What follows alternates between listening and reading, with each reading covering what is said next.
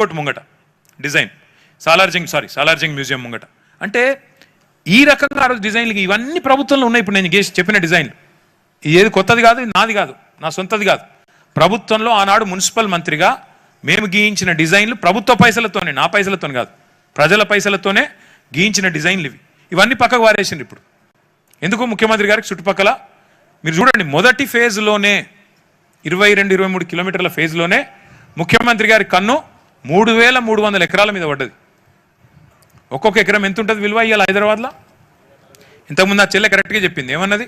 అన్నా మాది ఇక్కడ జీరో వాల్యూ అంట, పక్కన కోకాపేటలోనేమో 150 కోట్లకు 100 కోట్లకు అమ్ముతారంట, మాది జీరో వాల్యూ ఎట్లయితుందన్న, మాకు ఈడికి ఆడికి 2 కిలోమీటర్లు లేదు అని అడిగింది ఆ చెల్లె.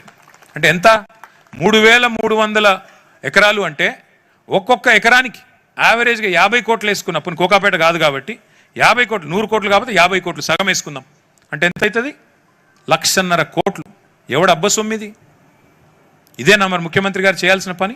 అందుకే ఇవాళ ప్రజల మధ్య నుంచి అడుగుతున్నాం ప్రశ్నలు. ముఖ్యమంత్రి గారు సమాధానం చెప్పండి. ఈ డిజైన్లన్నీ ఎక్కడ మాయమైనాయి? మరి ప్రభుత్వంలో లేవా? కొత్తగా ఇచ్చిండంటే ఎవరికో అంతర్జాతీయంగా పాకిస్తాన్ కంపెనీ ఒక దాన్ని నిషేధిస్తే ఆ కంపెనీకి ఇచ్చిండంట 160 కోట్లు. ఏది? డిజైన్లకే. మరి డిజైన్కే 160 కోట్లు అంటే, డిజైన్ చేసేటోడే 160 కోట్లు మింగిండంటే, ఇక ముఖ్యమంత్రి గారి కథ ఏందో మీరు ఆలోచన చేయండి, ప్రభుత్వం కథ ఏందో మీరు ఆలోచన చేయండి, వాళ్ళ ఆలోచన ఏందో మీరు అర్థం చేసుకోండి. ఇగో ఇవన్నీ ఆ రోజు గీయించిన డిజైన్లు. ఇదేది నా కవిత్వం కాదు, నా ఒక్క పైసలు లేదు ఇందులో, నా వ్యక్తిగత పైసలు లేవు. ప్రజల పైసలతోనే కేసీఆర్ గారి ప్రభుత్వం ఆనాడు మూసీ మీద ప్రపంచ ప్రఖ్యాత కంపెనీలతో డిజైన్లు ఆహ్వానించి ఇగో ఈ రకంగా చేశాం తప్ప ఎక్కడ కూడా మేము ప్రజల ఆస్తులు ధ్వంసం చేయాలని ఆలోచన చేయలేదు.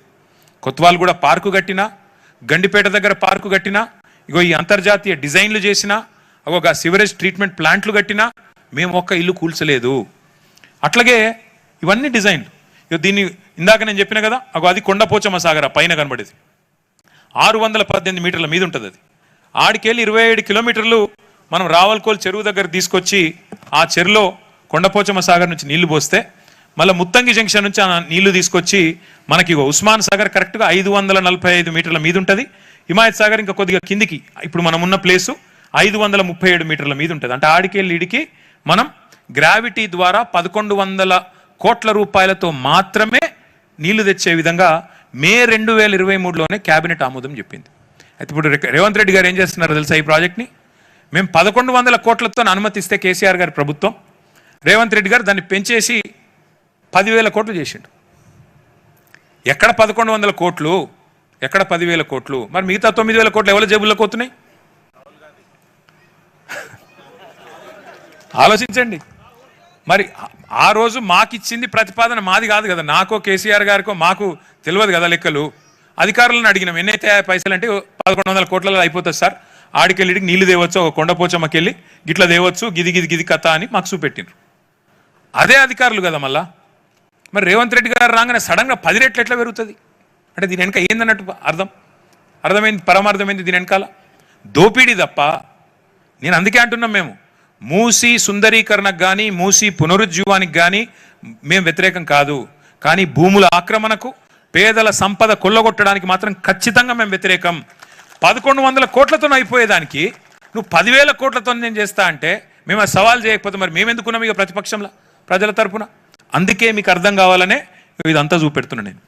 అట్లే ఇది మీకు ఐడియా ఉండాలని చెప్తా ఉన్నది. ఇది మూసీ ప్రవహించే పద్ధతి. మీరు పైనుంచి హిమాయత్ సాగరు, ఉస్మాన్ సాగరు, దాని నుంచి కింద అక్కడ ఔటర్ రింగ్ రోడ్లో గట్కేసర్ దాకా మొత్తం మనం ఎట్లా జాలువారుతూ పోతుందో మూసీ మీకు కనబడుతుంది. అందుకే ఏం చేసినాము, చెక్ డ్యామ్లు మొత్తం 15 చెక్ డ్యామ్లు కట్టి ఈ 55-57 కిలోమీటర్ల పరిధిలో మనం ఎక్కడికక్కడ నీళ్లు నిల్వ ఉంచినట్టయితే ప్రజలు, పిల్లలు వచ్చినా ఆడుకున్నా చేసినా ఆ చుట్టుపక్కల ప్రజలకు కానీ హైదరాబాద్ ప్రజలకు కానీ ఆహ్లాదంగా ఉండేదానికి ఈ రకంగా చెక్ డ్యామ్లు కూడా గ్రేడియంట్ బట్టి డిజైన్ చేయడం జరిగింది. ఇది మనం కట్టిన ఎస్టీపీలు. నేను చెప్పిన ఏమి సినిమా స్టోరీలు కాదు. ఇవి మనం కట్టి నిర్మాణం పూర్తి